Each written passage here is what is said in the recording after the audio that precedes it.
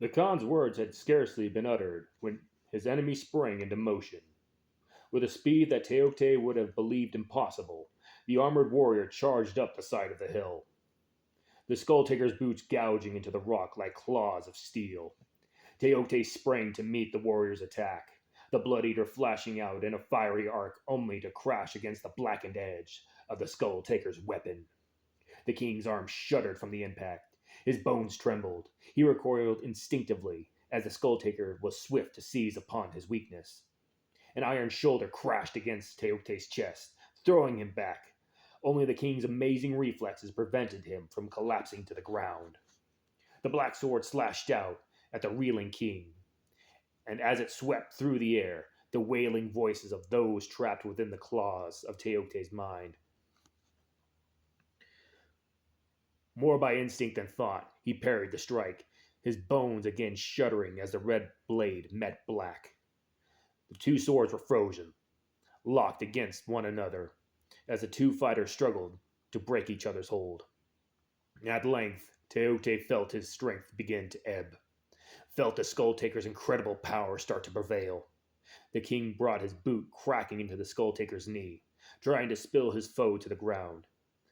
The warrior's leg barely registered the brutal impact. That would have snapped the bone of a lesser man.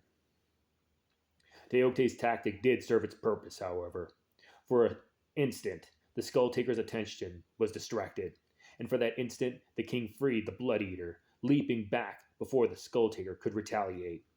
The iron helmed warrior lashed out at the Khan, the point of his black sword scraping against the lacquered armor. Red smoke rose from the cut, and Teokte's nose filled with the sickening stink of the vapor. He did not like to think what havoc even a small cut from the weapon might work should it sink into flesh. Again, the unfamiliar specter of fear screamed through his mind. As though smelling his foe's fear, the Skull Taker struck again, driving his black blade at Teokte from the side.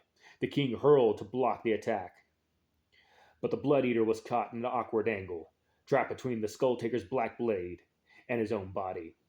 He struggled to fend off the warrior's immense strength, but the angle of the weapon conspired against him, threatening to snap his arm with the effort. Teokte roared in pain as the lacquer plates began to split beneath the Blood Eater, as his own blade began to gouge into his flesh. Fueled by the intense agony, Teokte drew upon the last of his strength. Howling like a beast, the Khan ripped the Blood Eater from his own body, beating back the Skull Taker's swords. Ropes of gore drooled from the gouge at his side.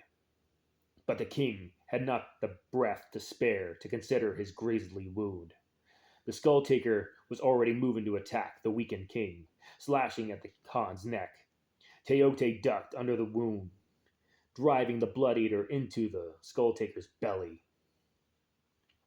He pressed the sword home, deep and hard, only relenting when he felt it erupt through the warrior's back. Only then did Teokte give thought to the quivering pain that racked his body. He backed away from the stricken warrior, leaving the Blood Eater thrust through the monster's gut. The Skull Taker watched him retreat, his malevolence seeming to flicker as the Blood Eater drained his soul. Blood boiled from Teokte's mouth, spilling from the face of the gilded mask. It became an effort for him to keep the Skull Taker in focus as his vision began to swim with pain. The king growled against such weakness. He would see the monster dead before he allowed himself to fade into the hunting halls. The Skull Taker reached his hand to his belly, gripping the hilt of Teokte's sword. With savage, twisting tugs, he pulled the sword free, stagnant blood exploding from the wound. The Blood Eater's fire was extinguished, smothered by the malignancy of that which it had tried to devour.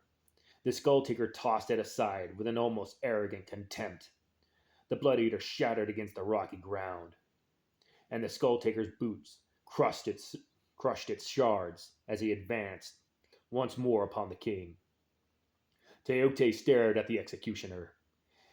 Even had he been able, he would not flee.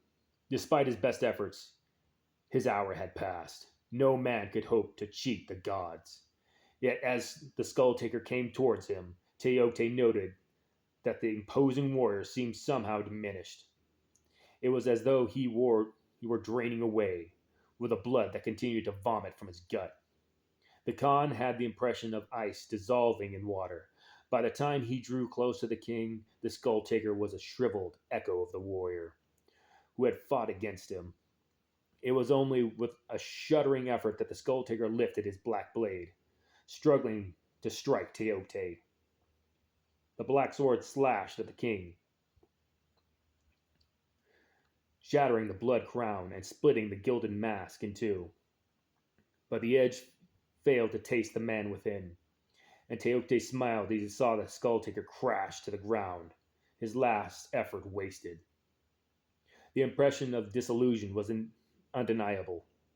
The Skull Taker's body was visibly corroding, melting into a mass of stagnant blood. The sword he had carried crumbled into cinders, fleeing into the sudden wind, the blood seeping into the earth as though sucked down into the ground. Soon, the Skull Taker's carnage bore witness to his existence. Teote's laugh of triumph ended upon a hollow note as he recalled the words of the shaman. Vanquished, but never destroyed. The haunting words were still echoing in Teote's mind as he collapsed to the ground, overcome by his wound. He dimly heard his chieftains rushing up to the hill to attend their king. Dimly he heard them calling for their healers and witch doctors. Teote Khan could hear the voice of the Skull Taker more clearly. Doom! Doom has come to the betrayers.